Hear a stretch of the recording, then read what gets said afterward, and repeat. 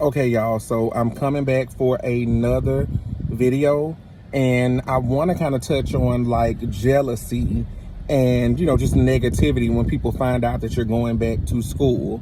I was watching another young black guy. He's an LPN, and he's going back to school for RN.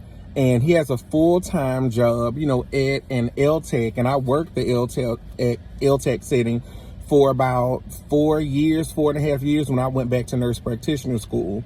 But the guy was talking about the fact that he has a 9-to-5 job and he has a travel contract that he's on right now.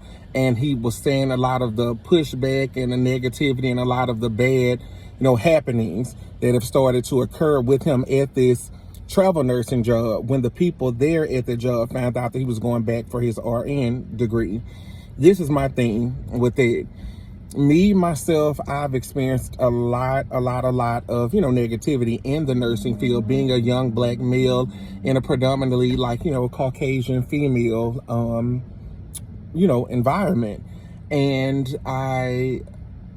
let me give y'all a backstory. When I moved back from Houston, Texas back in 2016, I decided to go back to family nurse practitioner school.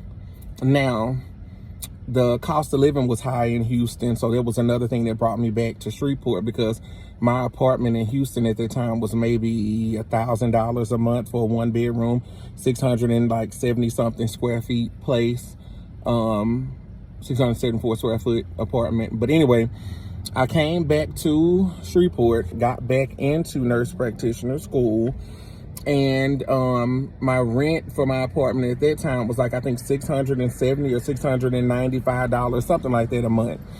Anyway, when I started working at the LTech, I encountered a lot of nurses that had been at that LTech in different incarnations or whatever over the years, meaning it went through this owner, that owner, this CEO, this CNO, these investors. Like the LTech had changed names several times before, but some of the nurses who worked there had been there literally for 20, 30 something years.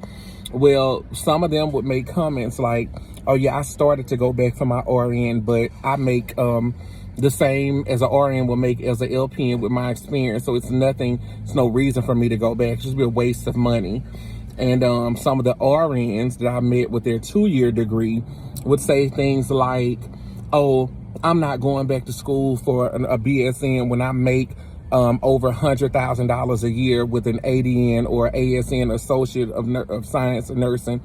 They're like, oh, it's just a waste of time to go back and get a 4-year degree. And they would just kind of, to me, limit themselves, but they also would be at the same time giving you some kind of backhanded compliment, like, oh, well, it's good that you have your bachelor's degree, but I wasn't going to waste my time or my money on my bachelor's. Anyway, when I started there, I met a lot of people who just seemed they just were bad, just mean-spirited individuals. They weren't positive. So when I finally decided to go back to school to get my my MSN, my Master's of Science of Nursing, Family Nurse Practitioner, I didn't tell anybody initially. People started noticing that I was back in school when I would bring books there to study on my free time, because I, had to go to school full-time, do clinicals full-time, still try to fit in working to pay my bills and everything. But they would make comments like, oh yeah, my sister's cousin's aunt is a nurse practitioner and she doesn't like what she do. Or my brother's cousin's neighbor is a nurse practitioner and they only make $70,000 a year. I would never waste my time with it. It was so much negativity that I faced working there. I even had people in the respiratory therapy department that would come over to me and be like, Roberto, stop telling these people about X, Y, and Z, because every time you talk about it, they say nothing but negative stuff. Or when you're off of work, they're saying this, they're saying that. These people made going back to school, now I don't even want to say they made it difficult, because I took a lot of stuff they said in one ear and out the other, because I knew it was coming from a place of just misery. I started having issues with some of the staff members. I remember one day I was trying to give a report to an older lady, and I couldn't find her. So I went up to the front and I was laughing and talking with some other nurses, and this lady just went ballistic when I finally walked back to the back and saw her, the older lady, about 75 years old, LPN I worked with. And she was like, oh, I'm just looking for you everywhere, and you're always talking somewhere, running your mouth. And I was thinking to myself, excuse me, ma'am. At this time, I was like 32, 31, something like that. I want to say, ma'am, I'm a grown blank man. I can run my mouth as long as I want to. If you weren't at that desk when it was time for me to give you a report, then I'm going off to give somebody else a report, maybe laugh and talk with somebody as well too, like I want to. Then I'm going to come back and find you because you weren't where you were. But it wasn't about her having to find me or anything like that. It was the fact that when I was giving her report a couple of days before, she had found my nurse practitioner, school books and review books. And she just looked at the review books with just disgust and, oh, you're in school, and looked down with this scowl or whatever on her face.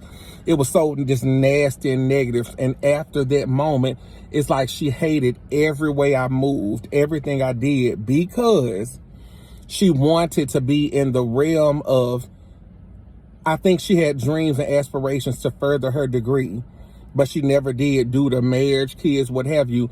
That doesn't have anything to do with me at all, nothing. But I'm saying all that to say, because I can go on and on and on and on about different things. When you're going back to school, keep it to yourself until you're almost through, or you're getting ready to study for state boards, or you even passed your state boards. I honestly believe that everything that is for you is for you, that whatever God has for you, he has for you, and nobody can take that away. But at the same time, I believe in transference of negativity and ill feelings, malicious energy, and that's why sometimes you have to hold this good part of your journey that you want to share with somebody. Hold it out until, like some people say it's like bad luck to talk about, being pregnant or sharing your pregnancy until you're in the second trimester, the third trimester, whatever it is. And I feel like sometimes it's bad luck for you to even just share your school journey until you're almost ready to dot that door. Because like I told you, you'll face so much pushback from people, from administrators to managers to CNOs, because a lot of these people want you to stay directly where you are, directly in that state of life. They might not want to see you do bad, but they don't want to see you elevate and do better than them. So hold tight on some things, keep some stuff to yourself, share it at the appropriate time. When that time is, I don't know, follow how you feel. And anywho, I just want to talk about that. Just watching that guy talk about like how he was getting so much pushback from the staff and so much negativity, it took me right back to that moment again. And I just wanted to upload something for y'all to let y'all know that I'm kind of serious about putting my videos out. I have 5 years of nurse practitioner experience, over 12 years of nursing. Hit me up, send me some suggestions, and just let me know if y'all want to talk about different things. I'm trying to lick my lips because I put a mask on, a lip mask, and it actually broke me out. So my lips are really, really ashy around the corner of my mouth, and it's just getting on my nerves. It's a little bit irritated, so I'm going to go put me some type of aquifer or something on my lips to kind of help with it. But anywho, take care. Talk to y'all later. Bye.